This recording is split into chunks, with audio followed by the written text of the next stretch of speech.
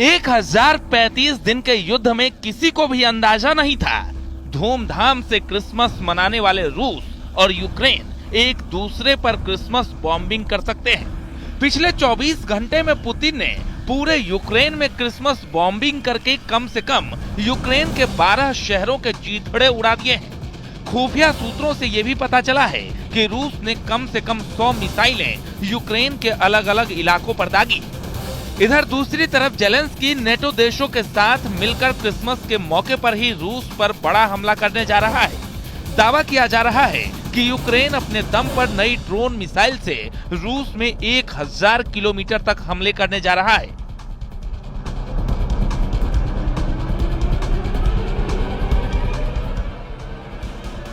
जैसा उसने रूस के कजान शहर पर किया था, जिसमें यूक्रेन के 8 आत्मघाती ड्रोन ने रूस के कजान में 6 इमारतों को तबाह कर डाला था।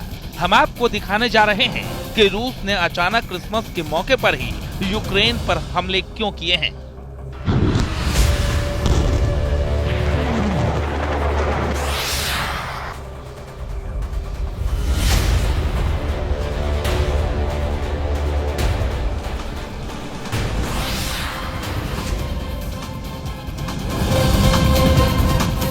जंग में एक बहुत पुरानी कहावत है, जंग जीतना है तो जंगली बन जाओ, फरिश्ते की जगह शैतान बन जाओ। इस वक्त रूस यूक्रेन जंग में कुछ ऐसा ही हो रहा है। क्रिसमस के मौके पर रूसी सेना ने जिस तरह के हमले यूक्रेन पर किए हैं, उससे साबित हो गया है कि युद्ध के दौरान त्योहार कोई खास तारीख या समय मायने नहीं रखते।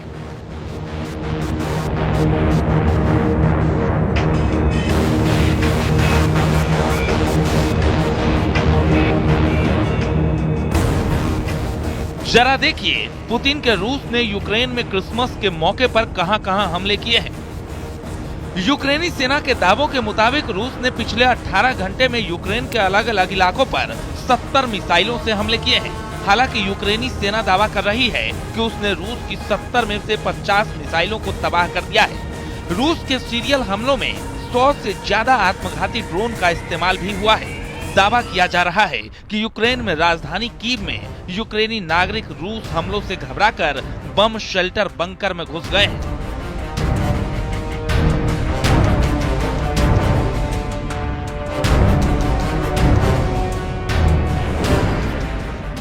कुछ लोगों ने मेट्रो स्टेशन में शरण ली है। राष्ट्रपति जेलेंस्की के मुताबिक पुतिन यूक्रेन के खिलाफ ब्लैकआउट हमले करवा रहे हैं ताकि ठंड और बिना बिजली के यूक्रेनी नागरिक जहन्नुम जैसे हालातों में रहें। अभी तक की जानकारी के मुताबिक सबसे ज्यादा हमले यूक्रेन के खार्किव पर हुए हैं। रूसी हवाई हमलों में यूक्रेन के ऊर्जा और बिजली इलाकों को तबाह किया गया है। दावा किया गया है रूस का यूक्रेन पर यह 13वां बड़ा हमला है।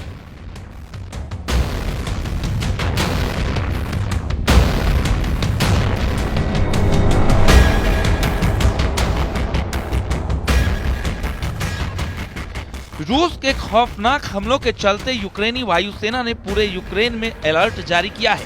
रूसी हमलों की चेतावनी देते हुए कहा गया है कि रूस पश्चिमी यूक्रेन और मध्य यूक्रेन, क्रीवी रीह और क्रेमेंचुक में मिसाइलों से बड़ा हमला करने जा रहा है। खार्किव के मेयर इगोर तेरेखोव के मुताबिक खार्किव शहर पर रूस ने 12 मिसाइलों से हमले किए हैं। इन मिसाइलों ने खार्किव शहर के बॉयलर हाउस और बिजली संयंत्र को तबाह कर डाला है।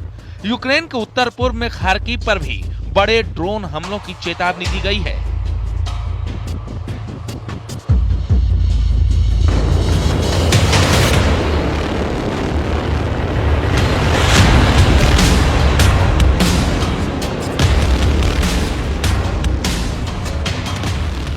रूस यूक्रेन जंग में अब कई नए जंगी खिलाड़ी दोनों तरफ से शामिल हो गए हैं। खबर यह है कि एक तरफ रूस के साथ कोरियाई सैनिक मैदान में हैं, तो दूसरी तरफ खबर आ रही है कि यूक्रेन के साथ आर्मेनियाई सैनिक मैदान में उतर आए हैं। 33 महीने से ज्यादा की जंग के बाद रूस यूक्रेन जंग में कई उलटफेर शुरू हो गए हैं। पहले रूस ने जंग में उत्तर कोरिया के सैनिकों को उतार यूक्रेन, अमेरिका समेत नेटो के 32 देशों को हैरान कर दिया है। अब खबर आ रही है कि यूक्रेन और नेटो ने मिलकर यूक्रेन की तरफ से आर्मेनिया के सैनिकों को जंग में उतार रहे हैं।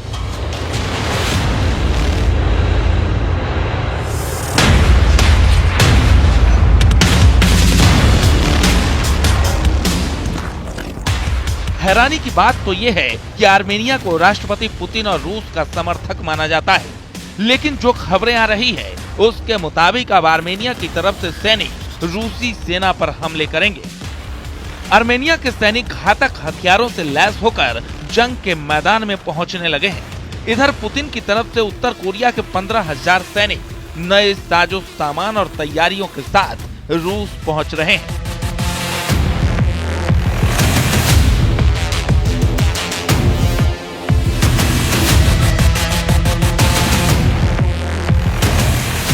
दावा किया गया है कि किम के आदेश पर कोरियाई सैनिकों की स्पेशल फोर्स रूस पहुंच चुकी है।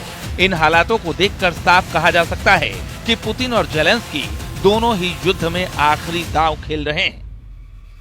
20 जनवरी 2025 को अमेरिकी राष्ट्रपति पद की शपथ डोनाल्ड ट्रंप लेंगे।